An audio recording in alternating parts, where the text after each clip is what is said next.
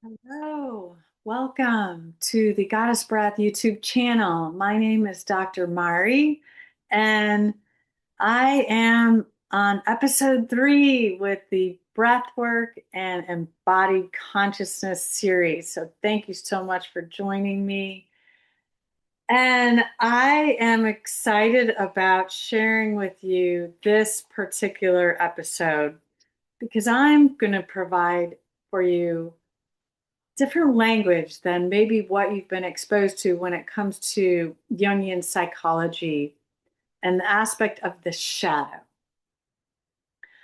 I like to think of this as let's discover the parts of ourselves waiting to be welcomed home. I see it more along those lines.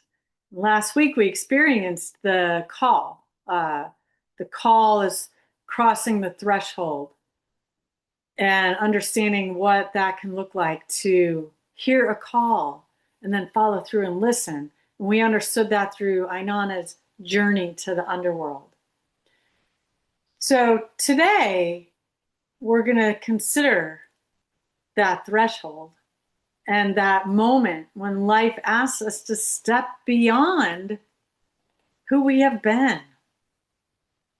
That might not sound like right for you, but because I've always been who I've been. But is there more of you that can emerge? Or is there some of you that has been covered up, that you haven't been able to be in touch with or connect to, that's been sitting in the dark shadow? It's really more of what that means and what it's about. So the shadow, like I said, sounds kind of intimidating. It's not a monster hiding inside of you. It's simply the parts of yourself that have been left in the dark. And when Inanna chooses to descend to the underworld, she's not entering a place of punishment. She's entering a realm of truth, a realm where illusion can no longer be maintained, a realm where what has been hidden becomes visible. Perhaps as a child, you learned that anger wasn't acceptable or that you had to keep your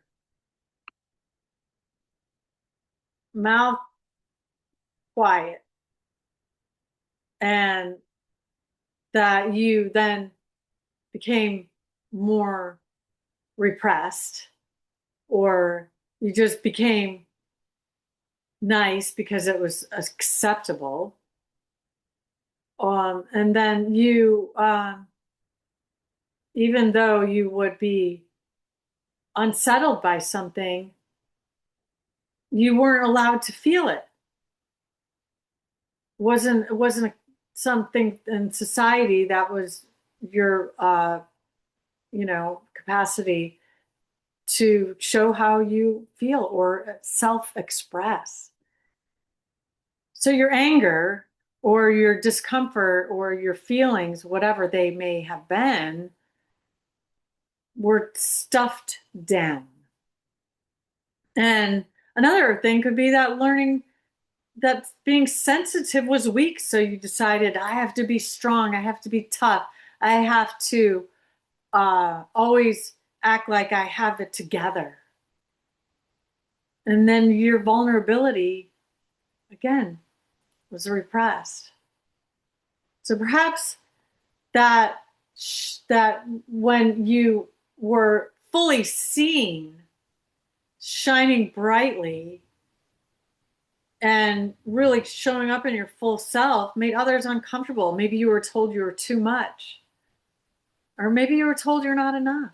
Maybe both. Happened to me. What do you do with that? I'm too much, I'm not enough. Which one? Who am I supposed to be? And then you misidentify with who you are because you're just trying to appease or belong to other people. And we then uh, our gifts, our talent, our full expression of who we are is not experienced. And often we meet our shadow through other people that irritate us. And that is really our own irritation of how we feel. We become triggered, jealous, judgmental, fascinated, or obsessed with different experiences. And then this creates a trajectory, a roll ball of our life experiences that then we discover at some point one day, hopefully, that wasn't really who I am.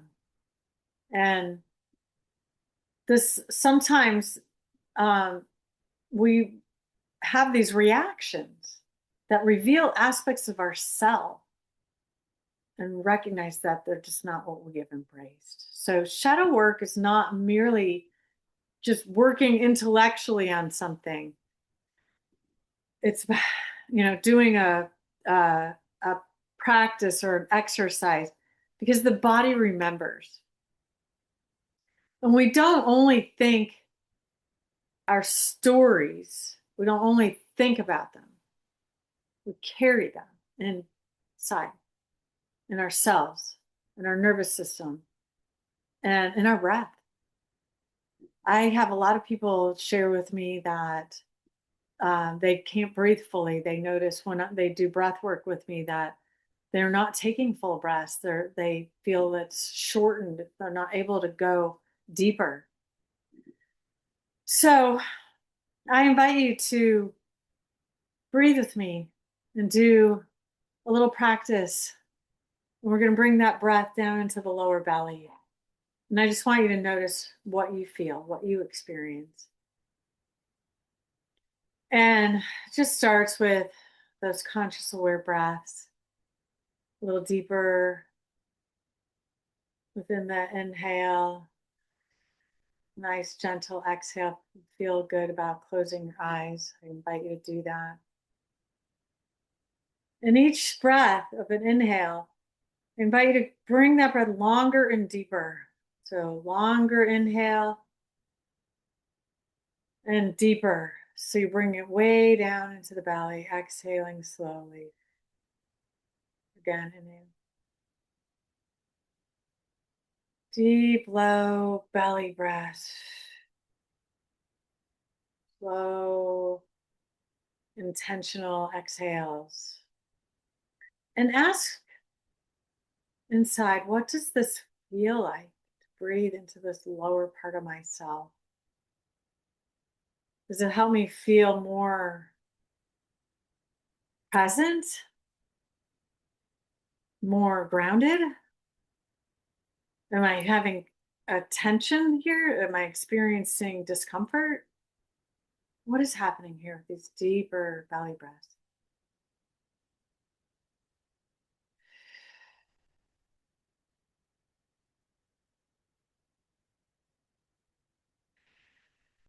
So staying with that.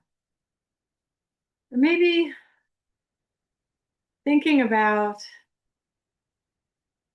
going in those dark depths of your soul, of your mind, in the depths of the cells of your body, into the metaphoric underworld that we all contain. We all have it. It is forgotten, like the forgotten room, the forgotten sibling, the part of yourself you want to avoid. But it is also perhaps a truth that is sitting there waiting to be embraced. Staying with the breath. Or maybe it's an old wound waiting for compassion, waiting for an apology, waiting to hear, I'm so sorry that you had to experience that. I'm so sorry you were left out. I'm so sorry you weren't able to have your needs fully met as a child. Whatever it is, anything. Just providing examples here. And maybe even it's that part of yourself waiting for permission. So we do not consciously evolve by avoiding the shadow. We evolve by becoming curious about it. And when we stop asking, how do I get rid of this? Or we begin asking, why is this trying to teach me? We move into conscious participation of our own transformation and growth. And it could be a question of what part of myself is asking to be seen that I haven't been, that I haven't allowed to be seen. What wants to come into the light that's been so heavily repressed in the closet, in the darkness?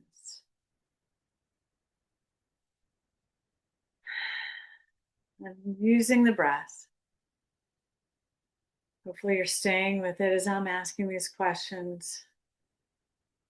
Considering as we begin meeting the shadow, metaphorically, we think about what that would look like facing our shadow and recognizing, something is happening here. We can realize that our struggles are not random, that they follow patterns. Oftentimes, they're symbolic patterns or mythic patterns, mythological from stories. When we identify with myth, we can recognize these patterns, we resonate, maybe even with archetypes. These are archetypes can be symbols or caricatures like the king or the temptress or the trickster that are also, it could be the animal, lion, it could be just even personality aspects of ourselves that we don't recognize until we become more aware, until we dive into our shadow. So, even if your eyes are open now and you're breathing with me, just give yourself one or two more breaths here and recognize that we're human and we have patterns. Just like animals, like the birds have patterns that we see when they're flying in the sky. And it's okay, we're all where we're at. But being aware is key. That brings us to being more conscious. And when we are more conscious, we begin to evolve. And when we evolve, we wake up to that everybody else is evolving in their own way and pace and how they experience being present or aware or what they have the capacity to absorb or not absorb. Everybody's where they're at, so it's all okay. There's no judgment at all in the underworld, in the shadow aspects of our conscious self, or in our psyche or our soul. It's about peeling away those layers. It's about cracking that egg open and looking within, taking a look within. That's what's important here. Being okay with it, accepting, here's where I am. And sometimes we come back to it again and again and again, thinking, oh, I thought I already kind of got the polishing on that one, that token. I thought I did that, and no, now it's dusty and I've got to get back to the polishing again. So this brings us to now our next episode of recognizing that with our human patterns and that we fall into sometimes cycles. I call them neural pathway loops. Neural pathways are our patterns, habits that we can, when we recognize, transform. We can reframe. We can create new neural pathways, but it requires us to be really aware, willing as well. And then there's a whole myriad of what unfolds from that. But it could be like you're living a myth. So that's going to be what we move into in this next episode.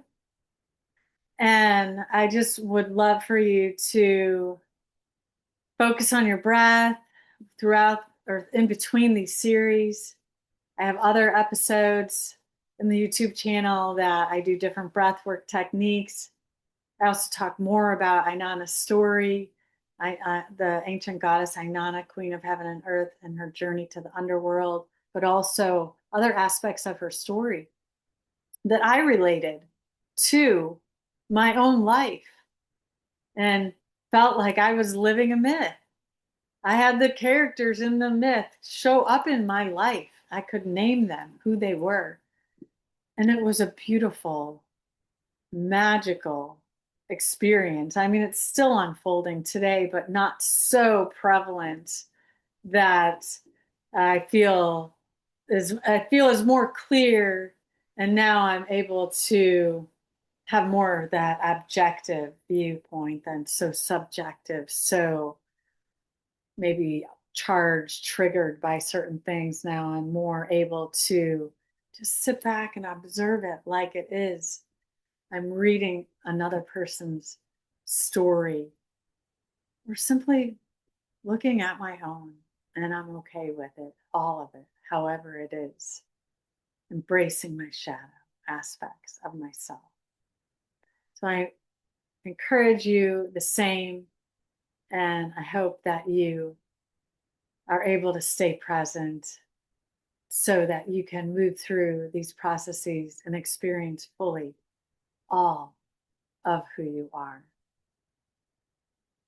And hope to see you in the next episode. Thank you so much for joining. Hope you have a beautiful and blessed day. Be well.